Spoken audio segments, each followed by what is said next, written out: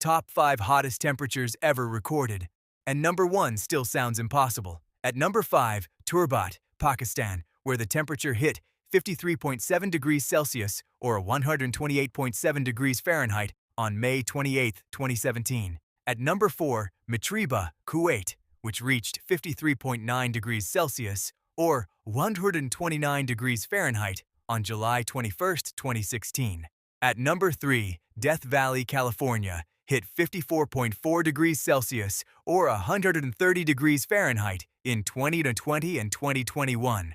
These readings were recorded, but the World Meteorological Organization says they are still under verification.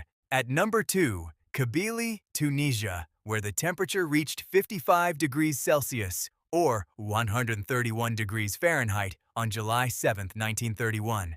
Before number 1, like and subscribe for more content like this.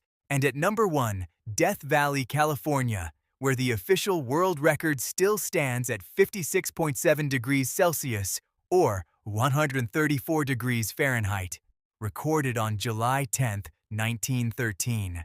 Which one shocked you the most?